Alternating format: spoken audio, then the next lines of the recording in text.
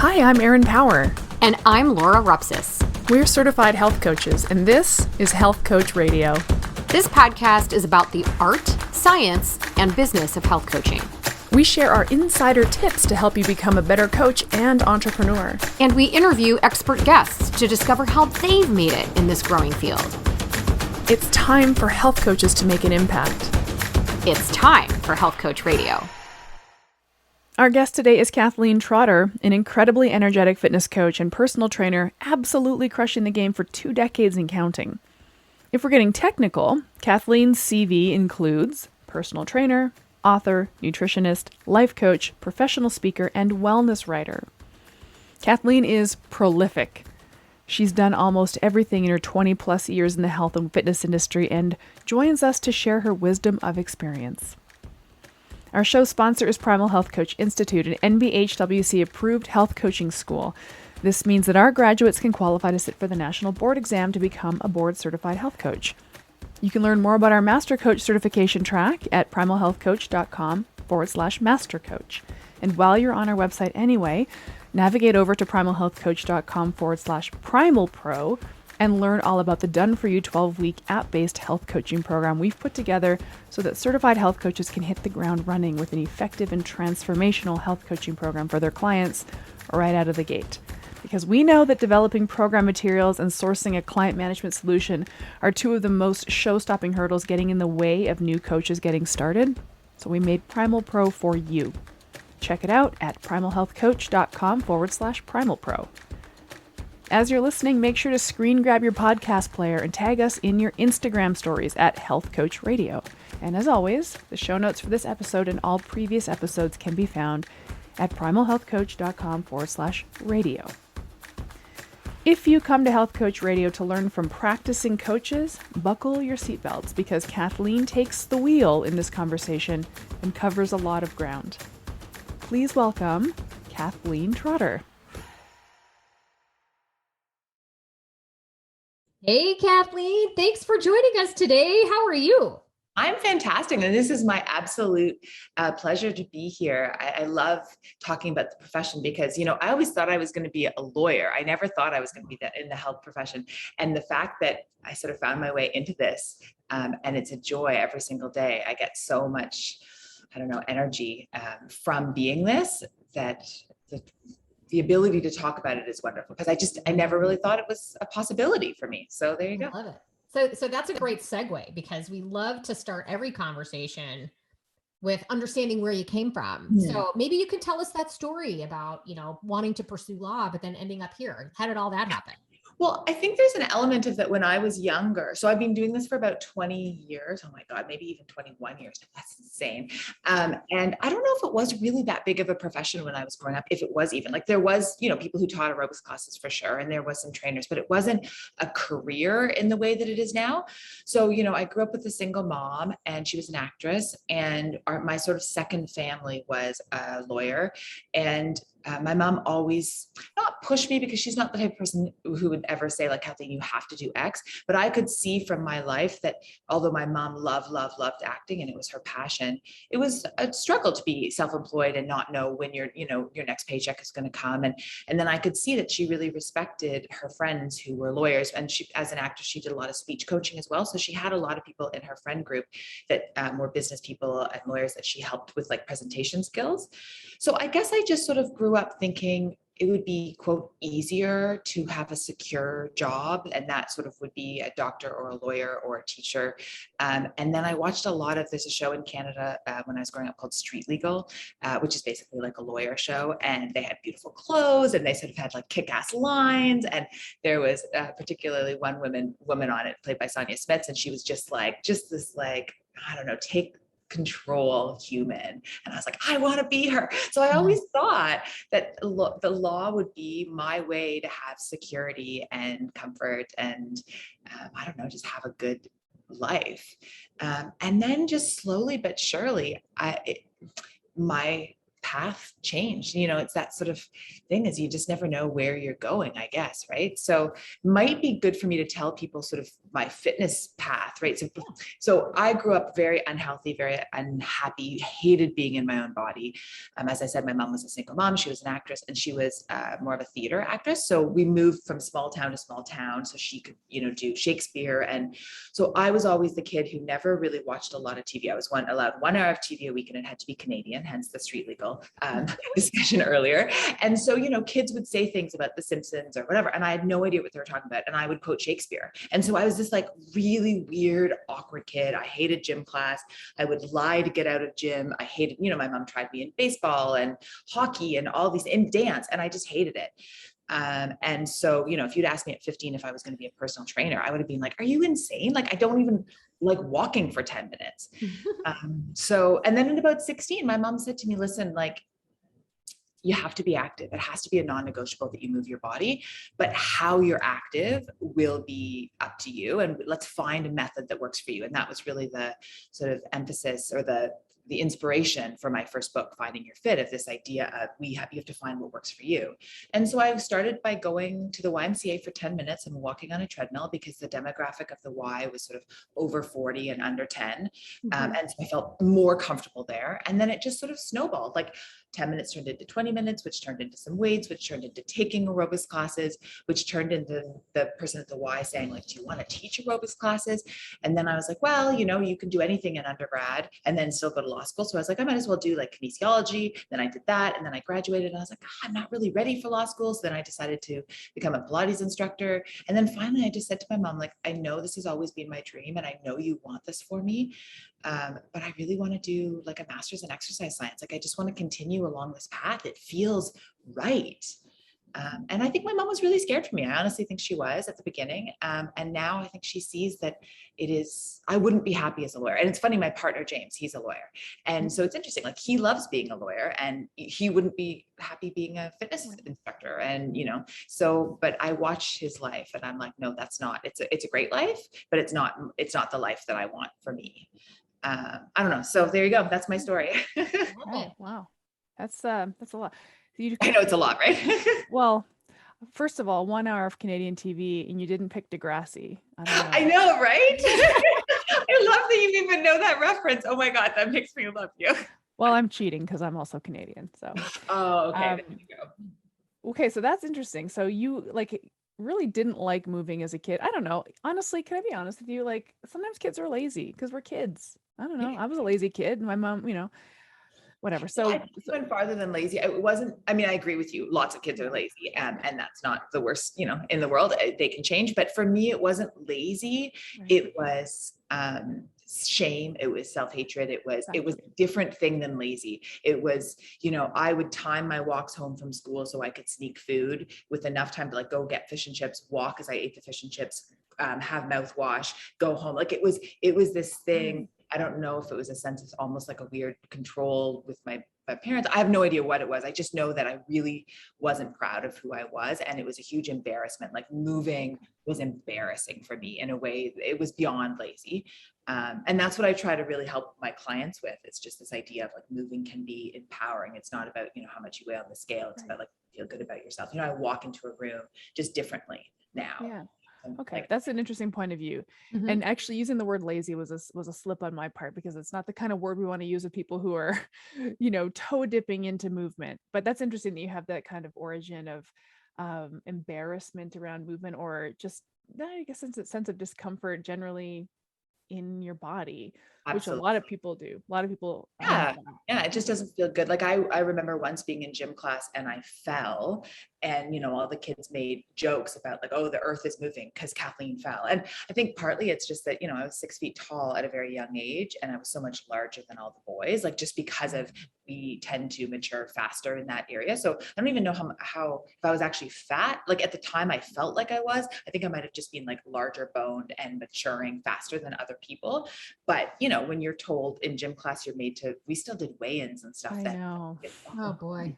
And like, I was, I don't know, whatever I was, like 130 pounds. All the other girls were like 92 pounds, sopping wet. Like, but I was 6 feet tall, right? Like, so, anyway, it's crazy, but it's crazy how life can, the twists and turns of everything. Well, another thing I can relate to is being the tallest kid in school. Like, yes, I weigh a lot. Anyway. So, but what I loved about your journey there was that how you explained, you went to the Y and started walking for 10 minutes, and then it just grew and grew and grew and grew. And I think that's such a lovely way of, a lovely come from, if you will. Yes. And I imagine that comes in really, really, really handy when you're indoctrinating new clients into fitness. So Yeah. let's talk about that. So that's a great origin story. So what are you doing now? So where are we now? First of all, I love that you just described it as an origin story. I'm very much into helping my clients think of their health journey as them becoming the health hero, right? So if you think about every hero has an origin story, and often their origin story is what gives them their power as the hero. And that's one of my big philosophies with my clients is like, you don't have to be great to start, but you do have to start to get great. And so it's just about like, what can you do today? Because our actions today create the future that we want, the future us that we are creating. That's the idea of my second book, your fittest future self. It's the idea like if you're going to create the fitter you take actions today. And it really was inspired by my 10 minutes and what I did, 20 years ago, created the person I am today. I think people listening, if they want a book, the James Clear book, Atomic Habits, on these topics is so wonderful. Like he talks about the idea that we are all like a lagging result of our habits, right? So our bank account is a lagging result of our spending habits. Our health is a lagging result of like what we have decided to do over the last 20 years. And so if you want to change 5 years from now, that is what you have to decide is how to change your habits today. And in general, like it's a great book, and the takeaways for clients are really wonderful. Just making the habits you want to create sort of convenient and easy, and making the habits you don't want to have, less convenient, less easy, less fun.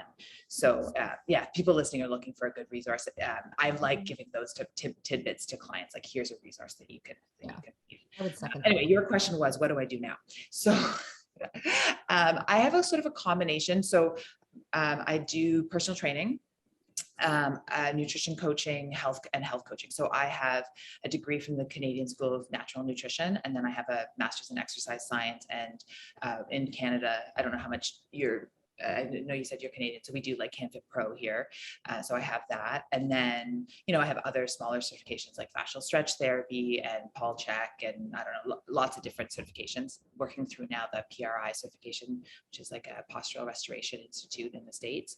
And then I have my coaching certification. So I do sort of a combination of those three things. I would say primarily, like if you had to say, what is the one thing you do? It's more personal training with like a flavor of life coaching and nutrition, only because I really don't believe that knowledge is enough, right? So, everybody knows they should move more, drink more water, eat less sugar, but putting the pieces together between knowing that and doing it, that's where that mindset piece comes in. So I'm not sure if you can be a successful personal trainer without some knowledge of the mindset, knowledge of the emotional, how to control and manage the emotions, right? How to decide, okay, my desire of this moment is not important enough to derail me from my future goal. So that's where the coaching comes in. So I do less like one-on-one, just life coaching, and much more I just sort of integrate the coaching into my personal training. So I have 50-minute personal training sessions, and I do that sort of 5 days a week. And then the other days I do media work, like this kind of stuff. I do my writing. So it's sort of like a grab bag of a bunch of stuff, but the sort of primary base is one-on-one personal training. I have a group coaching course, so a bunch of different things. Mm-hmm. Love it. Oh, I love that. Interesting. Erin and I have had a lot of guests on that are kind of fitness-based professionals, and resoundingly, I think we all agree there needs to be a lot more coaching in the fitness realm. And the misconception about what coaching means is still extremely prevalent. There's a misunderstanding. There's a difference between trainer and coach. Yes. Oh, so wise. Yes, I absolutely agree. Yeah. And I think that the thing is, what works on a short-term basis is different than what works on a long-term basis. So, having a trainer for a month to get you to sort of a finite goal of, I want to lose 5 pounds or 10 pounds or whatever, is one thing. And I think a lot of trainers know how to do that. Yeah. But, if you look at the sort of James Carse idea of the finite versus infinite games, right? So finite game is like, it's a game you play, it has a winner, it has a loser, it has a time frame. So a lot of trainers are good with that. It's like, okay, this person wants to get fit for their wedding. We have 3 months, we have this. But the thing about health, at least in my mind, is that it's an infinite game. It's a problem of privilege that you get to play until the day you die. So I'm all for having smaller goals along the way. Like if you want to get fit for a marathon or a wedding or whatever, but that has to be framed as part of a longer term journey. And it's one stop on the way, one way to keep yourself motivated. And I think that that's where you need that coaching element into it, because you need to be able to reach your goal of the 30-pound weight loss or the marathon or whatever, and then keep going, versus what most people do, which is like they reach their goal and they're like, okay, I'm done. And then they gain the weight back or they lose the fitness, right?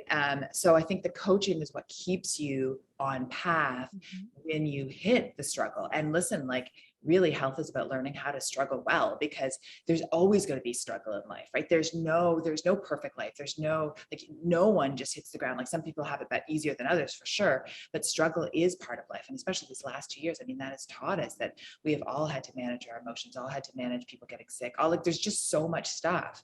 So if you're going to be successful on your health journey, you need a coach to teach you how to coach yourself in moments where you're like, oh my God, I'm so angry, I'm so sad, I'm so whatever it is, I'm so exhausted, I'm going to eat that entire cake. And then you have to be able to say, like, no, actually eating the cake is not going to solve my sadness. Eating the cake is not going to solve my frustration over COVID, eating my, blah, blah, blah. What would be better? Okay, well, maybe I phone a friend and I go for a walk and I talk about my sadness, or I'm angry at my boss at work. Maybe I go to a boxing class, or like, how do I better manage this emotions? But that's what coaching helps you do.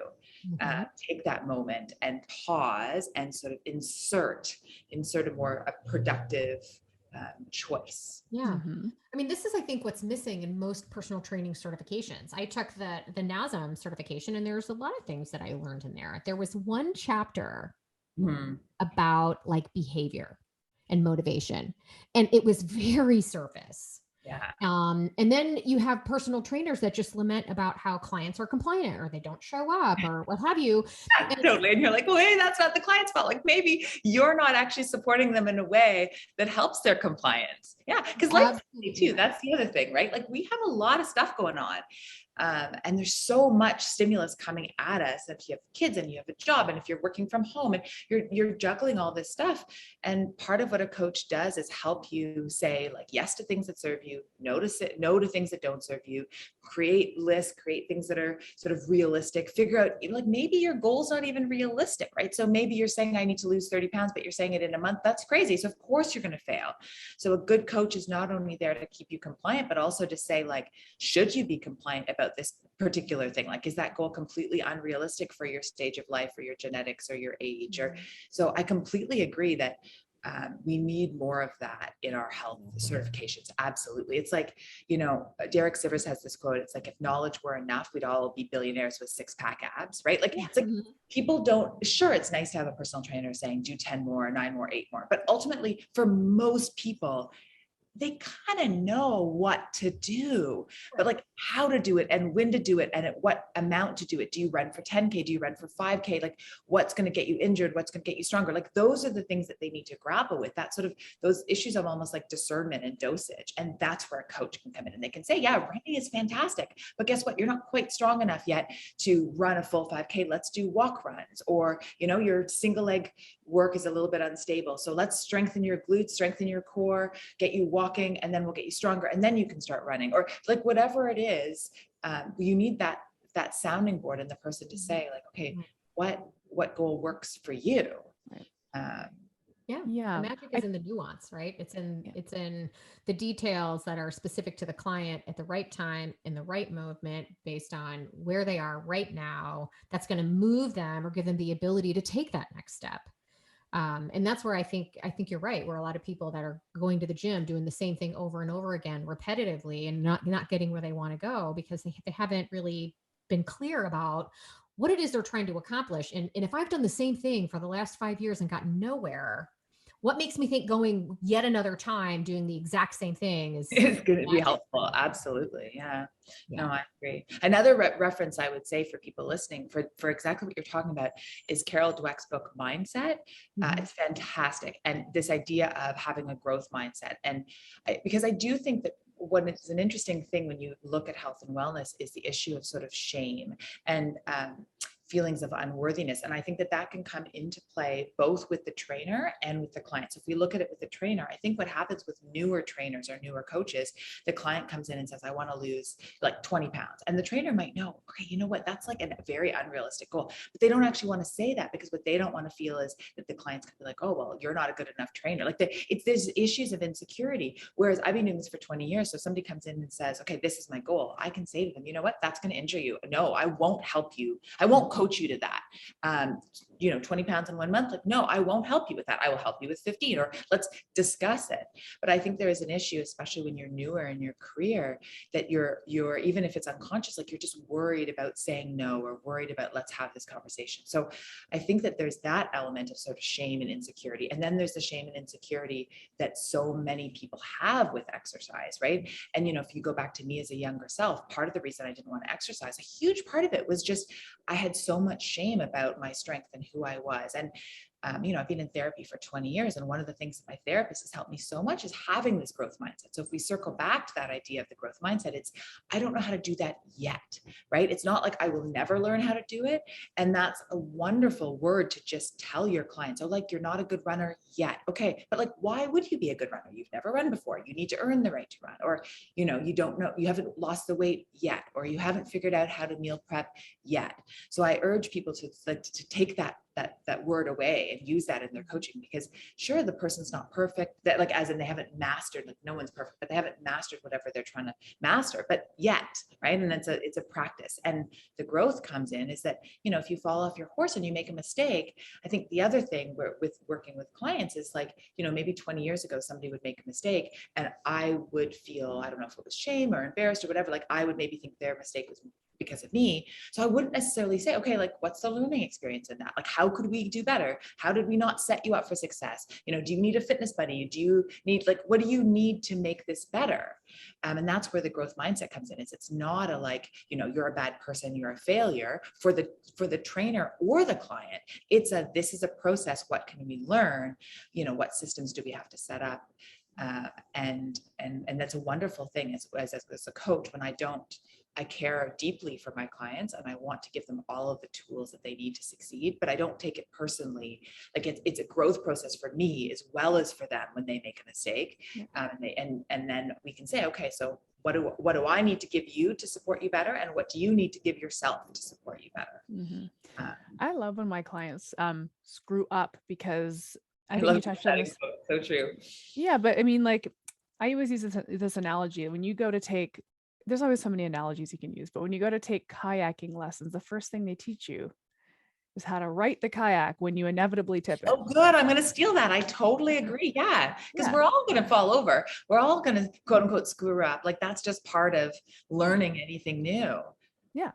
Well, and so when we think about like what Laura's bringing up is the renaissance that's due in the fitness part of the health and wellness and health coaching world. So in health coaching, we understand coaching. We double down on it. In the nutrition world, I think the nutrition world is probably closer to coaching, maybe. But the fitness world, not always, but maybe depending on probably the health coach. But yeah, I see where you're going. I would agree. Yeah. In the fitness world, well, I was thinking because, and I never want to come down. I think I was a trainer for about 5 minutes before I realized I didn't like it and I switched to group fitness. But I've had trainers before. And I share this all the time. And they were great. And I had amazing results from them. But I remember entering that relationship and they were asking my goals. And I said, well, I want to be stronger. Yeah. I'm like, great. Okay, great. But that was it. That was the end of the conversation. Oh, no, you've got not why. Yeah. Not why or stronger than what, or just That's stronger. Too big. Stronger. What does that mean? You could do one bicep curl and then you're technically stronger, then leave the gym. You're done. You got it. Right. Or you could also get so much, be able to do 20 extra push-ups and not feel like you've gotten enough stronger because you could do more and you could do more and you could do more. Yeah. Right. Or maybe my version of strong has nothing to do with the number of push-ups I can do. Maybe it's something else entirely, which is fine. and these professionals were all incredible, and I did get stronger. And I Mhm. think that if I just was going to like assume Mhm. in their programming, they were coaching me in their own heads. Like, she can't do a full pull-up yet. I'm going to give her this band. Mhm. And just giving me saying, here's the band, put this band on and do your pull-ups. They're not telling me the reason I'm not getting you to use a band is because I don't see your scapulas moving the way I want. And if we use this Right. band and Lack you of can get, like, communication. there was just no explanation of it. I know that they knew why they were doing it, but it was never It's very communicated generous to me. interpretation possible. And I think for some people that probably is the case. And then for some people, they just didn't even know. They weren't even aware that they needed to have you give more specific goals. Like I love that generous interpretation. And I love Brené Brown's idea of like always, having the most generous interpretation possible of the person in front of you. So I think that that's fantastic. And I think you're right. I think there's probably a huge amount of coaches or trainers who are coaching in their heads and are not being sort of explicit about the coaching and not Right. Yeah. And that's what I'm saying, is that in the fitness industry, it was never socialized that way. It's like, I'm the expert. I'm doing your programming. I'll tell you how many sets and reps to do. You just got to do them.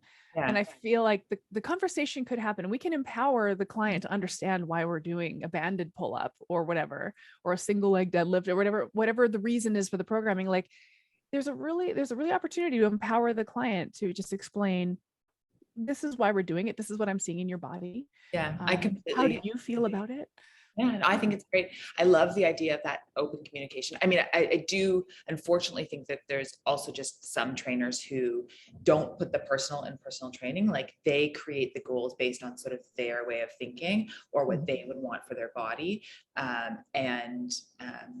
I think that is also a truth. And I've seen that quite often, that I really like to say to my clients, like, yes, I'm the expert, but you're the expert in your body. So I might be the expert in the science, but you know who you are. I've met you, especially somebody I've only known very briefly. Like, I just met you. You have been with your body for 20, 30, 40, 50 years, however old you are, and you bring that history. And I think that's an extremely important element of it, to really like hold respect for what the client brings about their body. Yeah. But I think the communication part is really key. I try when I travel, not that I'm traveling right now, but before COVID, when I traveled, I always tried to go and try a personal trainer. And I remember very strongly being in London, England, and trying this trainer. And he obviously knew what he was teaching. It was like this combination of animal flow, calisthenics. Like, it was a very cool personal training session. But he just kept giving me the feedback of do better. And I was like, okay, like, what? That exactly. And so I do think that this is to your point of, I left that session being like, okay, this was a great lesson for me. And now I'm extremely conscious of, am I ever doing that with my clients? Like, even, I would never say it as bluntly, like that was a very obvious, in like lack of communication, but there's, I think, ways that we often do it more subtly, like, I sort of maybe assuming that they know things, and then not asking the questions like, okay, so can you tell me, like, what did you get from what I just said? Or, if I just, instead of just saying, well, are you going to eat more vegetables? Like, okay, so what does that mean? Are you getting cross section of vegetables? Like, sometimes I think we assume that people know more. So I think that communication is so key, and asking them like, okay, what do you need from me? What do you need me to explain more? Like, again, we go back to this sort of shame thing. Like, I think some people are almost afraid to ask questions. So I will often just say like a blanket, like, questions, comments, concerns, like, how can I help you with this? Like, I'll say something like that. Or I'll say like, okay, what did you get from what I just said? Like, did that make sense? Do you have any questions? So I do think an open communication is key. I think it's also complicated though, because some people don't want to know, like, part of it is just knowing the person in front of you, like that idea of like your scapula moving. Like, some people would love that. Like, I have clients who eat up the biomechanics. I'm so detailed with them.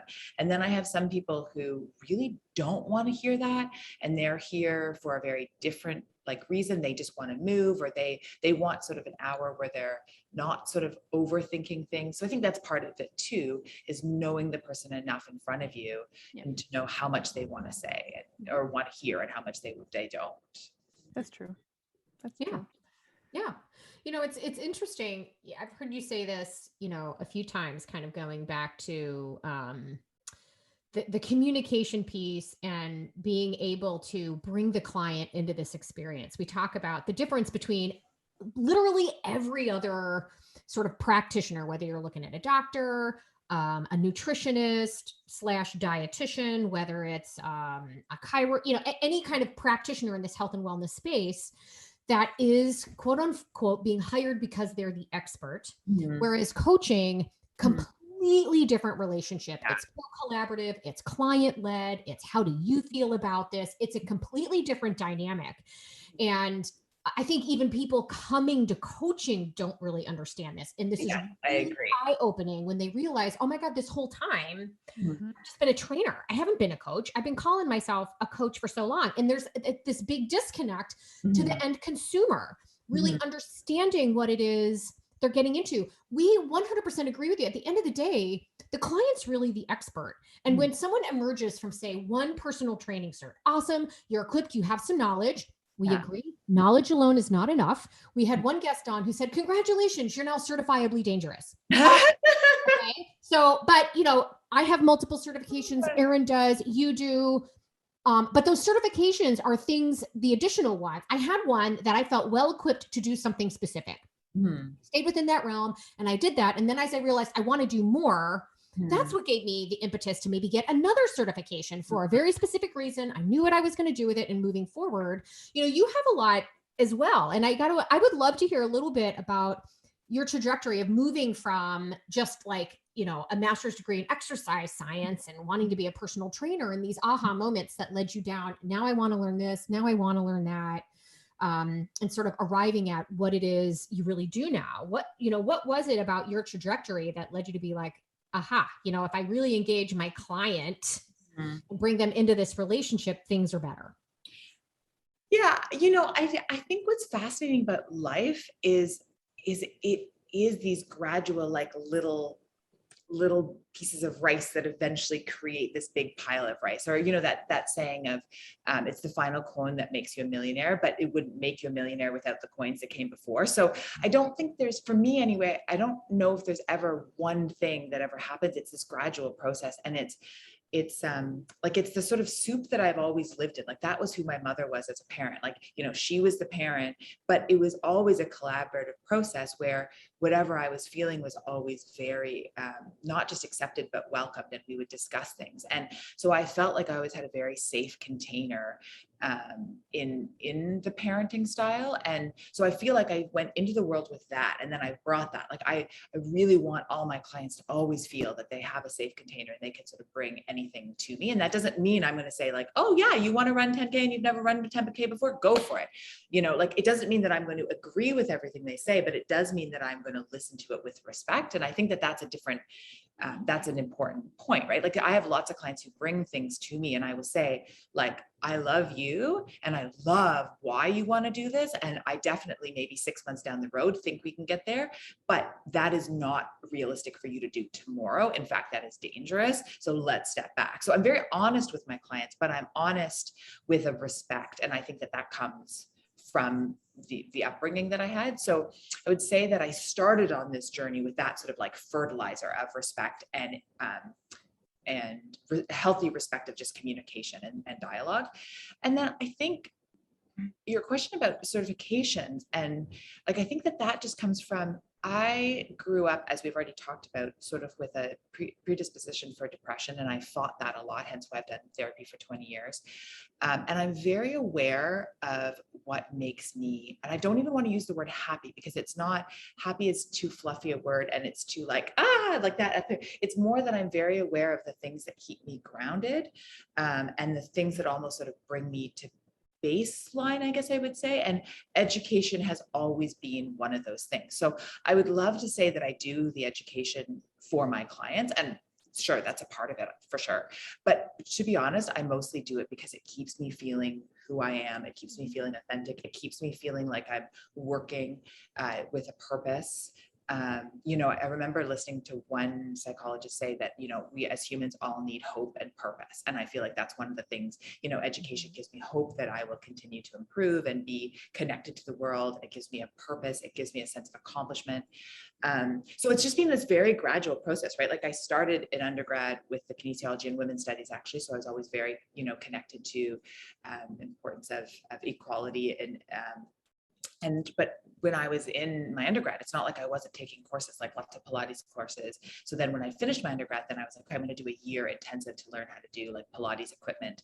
And I think that, I don't know, I almost feel like there's just this like upward spiraling process of every time I would get a certification, I'd be able to work with a new type of human being, and working with somebody new also filled me with like hope. And then that would inspire me to get a new certification, like everything new tool in my toolbox was just like powered me forward. But it was never, I didn't ever thought of it was like, well, I got to do this because I have to work like X amount of money. It's just like, I like knowing things. And I like learning, and I like being able to help a variety of people. And I think that's why, a couple of years ago, I started along the coaching, because I was just like, okay, like how can I help even more people? But it really comes from this idea of, I know my physiology, and I've just learned over time the things that sort of serve me and the things that don't. And learning is one of the things that helps me not go into bed and stay there for a week, which is how I spent a lot of my younger years. And I don't want to do that. So I don't know. These are things I do. I mean, the reason I asked that question is we do tend to see coaches never really launching because they need to get yet another certification, or I don't know enough. And they kind of let this lack of knowledge or their own perceived lack of knowledge stop them from getting started, versus having power and I guess confidence. And this is what I do know. So this is what I do feel comfortable doing right now. And I'm going to move forward with that. And know, like, how do you know what to pursue if you don't know what you don't know? Yeah.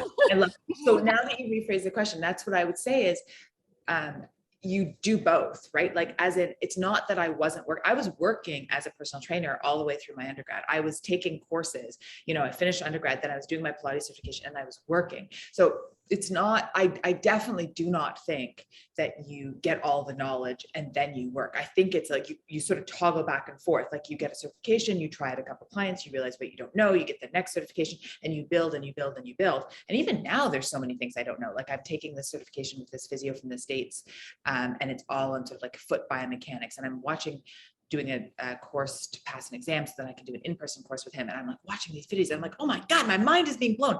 But like, if I had taken this course 10 years ago, even with my master's in exercise science, I don't know if I would have fully understood it. Like, it's just so detailed.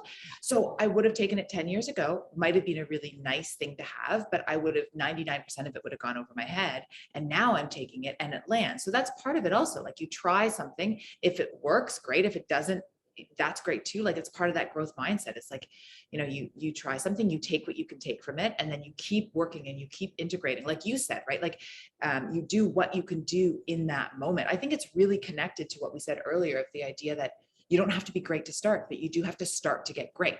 So you don't have to be the best coach in the world to start, because guess what? You're never going to get to be the best coach if you don't just start. So that's why you work with a bunch of people. First you do your practicum, like free stuff, and then you charge a little bit of money, and you slowly go through it. But I don't think it's ever one or the other. It's not like you're learning or you're a good coach. It's like you're doing both always. And education makes me a better coach, and education makes me a more excited coach, and energized coach. But I don't think it's two buckets. I think it's, it's interchanged.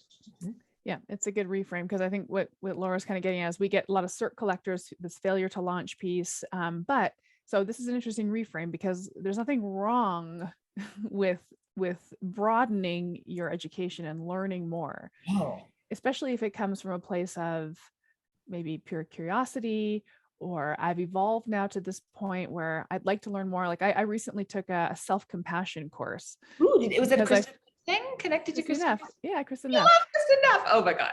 Yeah. You're Canadian. You love Kristen Neff. You know Degrassi. We're like sisters. I also have all the same certifications that you have. But anyway, but like, for example, I wouldn't have, to your point, taking a self-compassion course before I got started as a health coach. No. Why would I have done that? That wasn't the thing, that wasn't going to get me to launch. Useful either. Like, and even for me 20 years ago, if I had taken a self-compassion course, I wouldn't have done it, because I would have thought that it was like too soft or too woo-woo or too whatever. I wouldn't have been in a place where I could have actually understood the importance of it. But like, listen, compassion, my first book is Finding Your Fit, a compassionate trainer's guide to finding life fitness is a lifelong habit or something like that. So now I like totally understand that compassion is not the same as being quote easy on yourself. Compassion is coming at the process with kindness and respect and choosing to do things because, you know, you love and you respect yourself, not because you're shaming yourself and you hate yourself. But that I wouldn't have gotten that 20 years ago. So that certification wouldn't have been as useful without the other certifications that sort of came before it. It's all this wonderful building block and it builds on top of each other. But the biggest thing is not to get caught in the analysis paralysis. The biggest thing is not to get caught in doing nothing, right? Like you need to be trying. And if you try something and it doesn't work, that's great. That I think it just goes back to this data. Like it is all experiences are data, all emotions are data. Like it's all things that where you step back and you think, okay, what did I learn from this? What did I not learn from this? And what's my next step forward? And I love that you said curiosity too. Like, I think that's huge. Like, what are you curious about? How do you learn about that? I think compassion is a huge thing.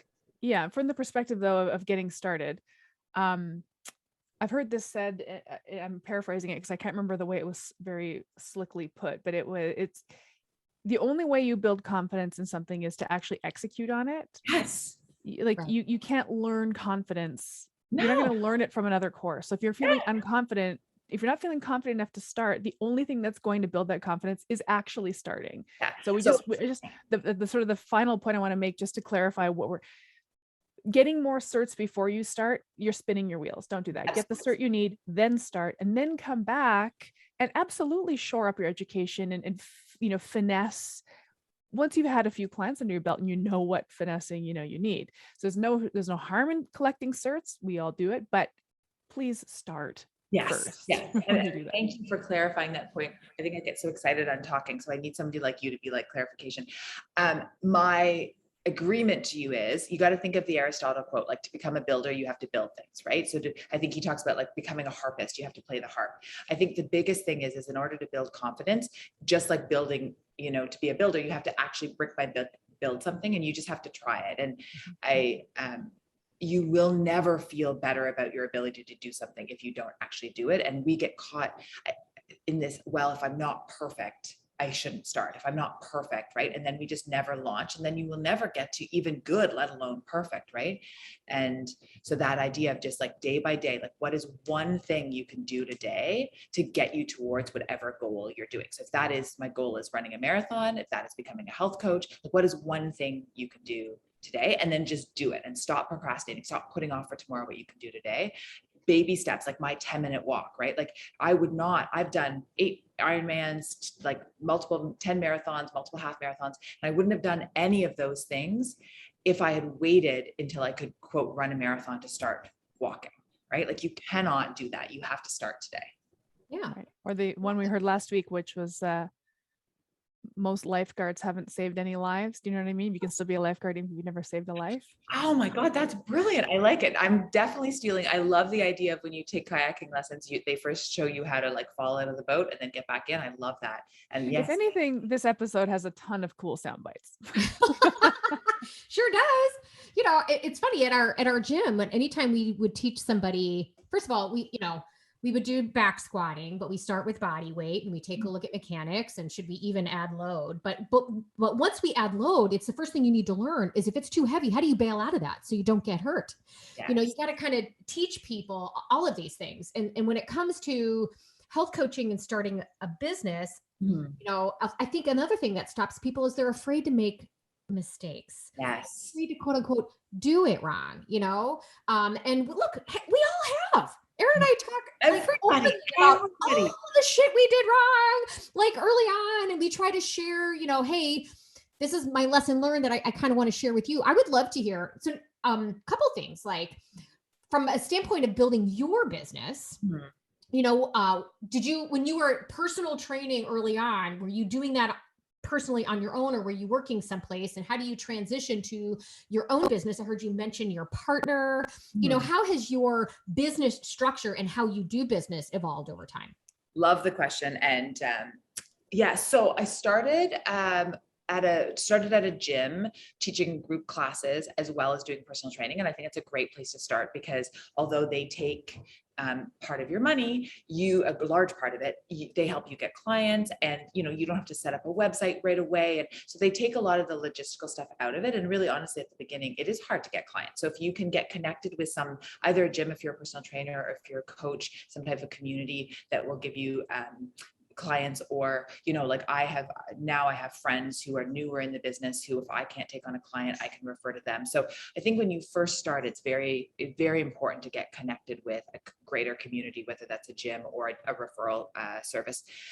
Also, just because you need practice. Like, I was not as good of a trainer 20 years ago as I am now, obviously, right? Like, you don't run before you can walk. Like, you have to, go through kind of being not that great.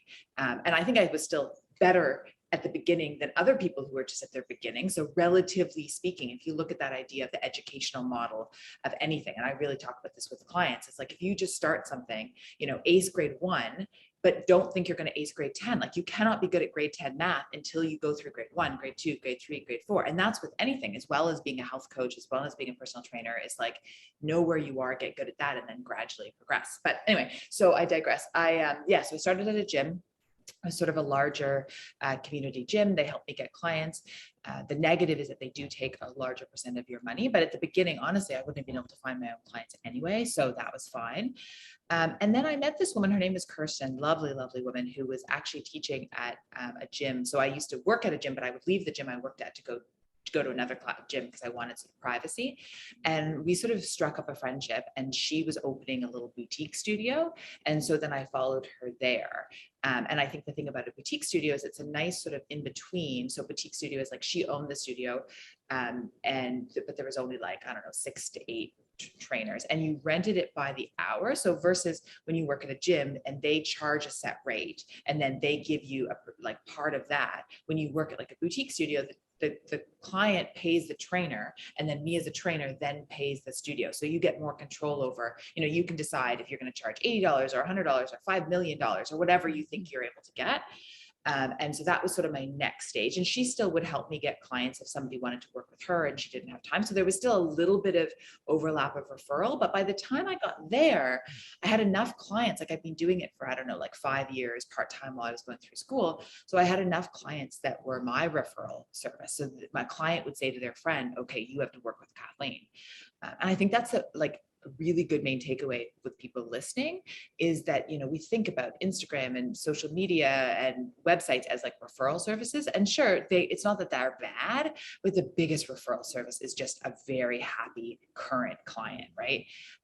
So that helped. And then from there, I went to a smaller boutique studio. It was actually just a friend of mine who owned like a home, and he turned the first floor into a gym. So it was even smaller. It was just me and him. Same idea. I paid him.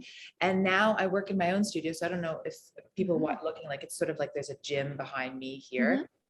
So that's where I see all my clients. Well, most of my clients right now are still on Zoom because in Canada, we're just getting out of another very strong lockdown. So I have my own studio in my house, and then. Cool. And you wrote some books. That's an undertaking. So like, wow, you just kind of sprinkled that in. Oh, and I wrote this book and I wrote another book. Like, so book writing, I mean, take us through that. How Oh my God, you're wonderful. I really, you guys are the best.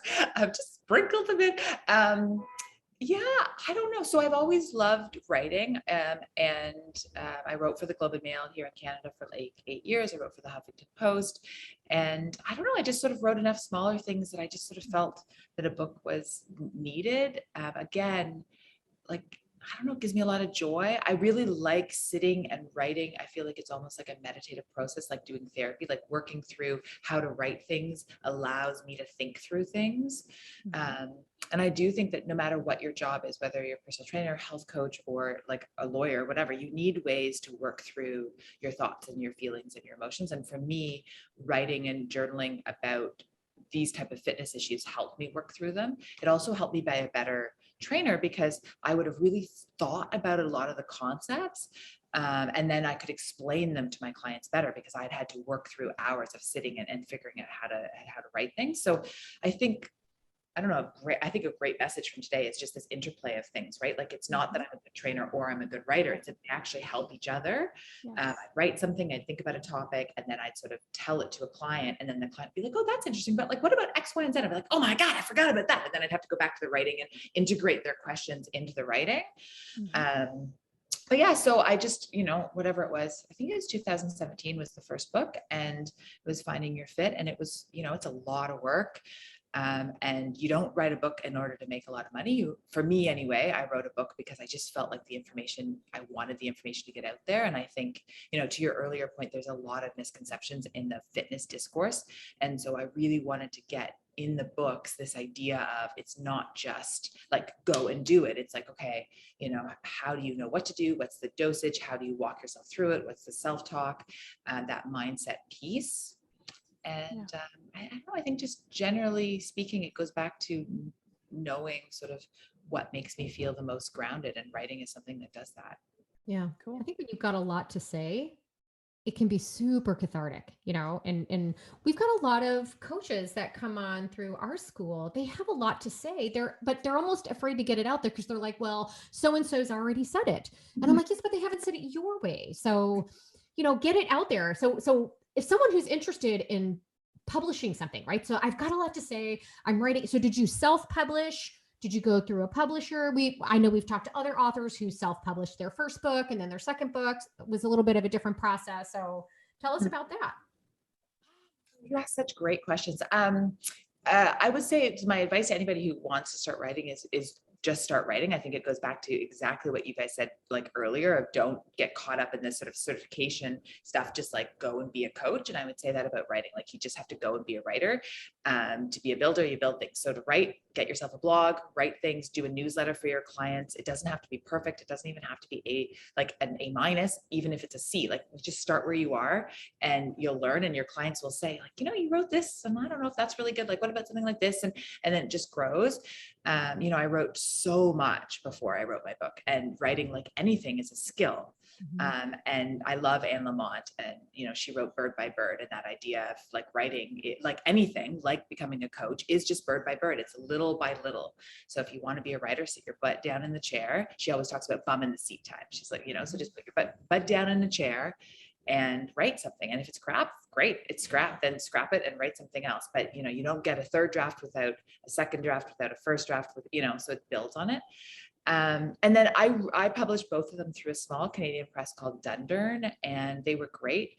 I feel like writing a book is a lot of work. So if I do ever write a third one, which I hope to, I have an idea for it.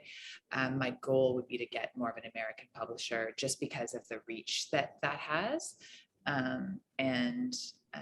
But I love Dundurn. They were fantastic. So I've never self-published, so I don't know the sort of positives and negatives of the two routes. I just know that I was very, very grateful, and I had a great relationship with Dundurn. And it's nice to have the publishers. They sort of help. They have contacts, and so they put me in touch with good people. Yeah. Right. There's a lot of just kind of like, we want to cruise toward our summary because you do have a client coming in shortly. But there's so many things that I think are interesting in this conversation. First of all, this idea of what I would call cobbling together, in manner of speaking, an interesting job and income doing a lot of different things, right? Because you train, you do group programs, you do media, you write books, you're kind of doing a lot of different things. We're not just in this one focused thing, which is always an opportunity for health coaches. Do multiple things. Don't feel like you have to get your full income from one stream or whatever, or even not even your income, just your worth, even for that matter. Also, a lot of language in this conversation about how things stack up. I think that's been really predominant. And I mean, at the risk of sounding like a broken record, why this is an important message to bring forward is because anybody starting something new, which is the bulk of people who are entering health coaching, because it's a relatively new field. A lot of people are moving into it from something else. It's just simply not going to be. You're simply not going to knock it out of the park,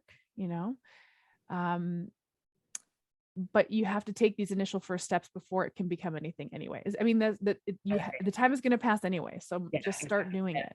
I think it's Jeff Bezos has that quote that like every overnight success takes about 10 years, right? It seems like an overnight success.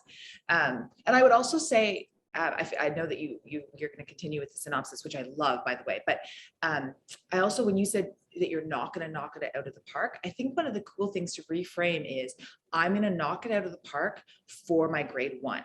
And then I'm going to knock it out of the park for my grade 2, right? Like you cannot, it is unrealistic to think that you are going to be able to pass grade 12 math when you start grade 1, but do you want to get an A in grade 1 math? Yes. And I think that's the biggest thing with us, with health coaches, personal trainers, but almost anybody. I'm sure it happens with doctors and lawyers as well. It's like you want to be as good as a 20-year person who's been doing it for 20 years at year 1.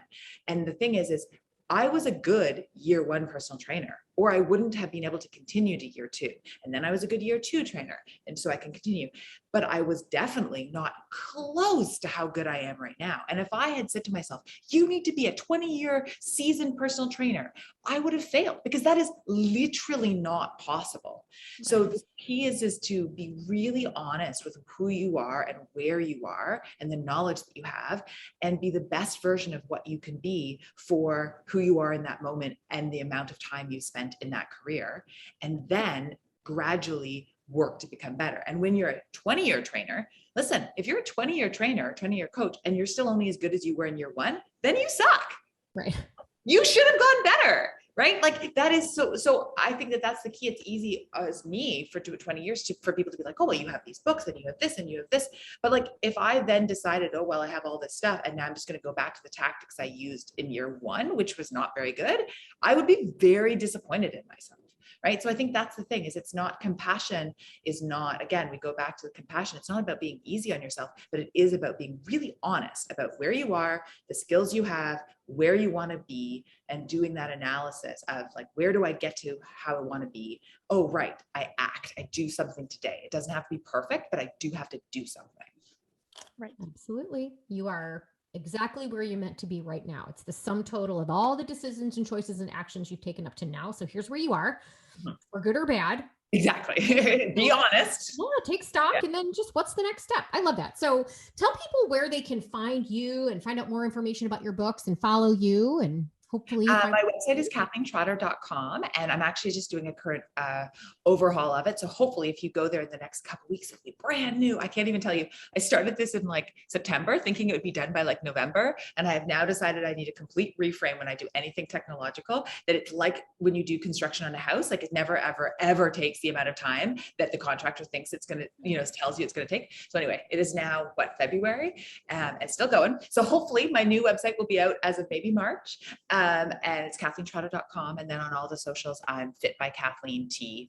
And I would just love to hear from people. And, I was saying to you guys before we started recording that some of my most meaningful moments in my life have been with conversations with coaches and trainers when I was a baby trainer and they were more seasoned, and it just really inspired me and helped me.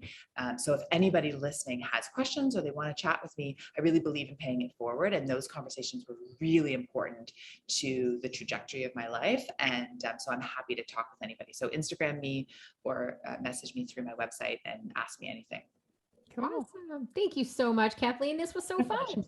Oh, you guys were amazing. I loved the questions. And I'm 100% going to steal some of the things that you guys said.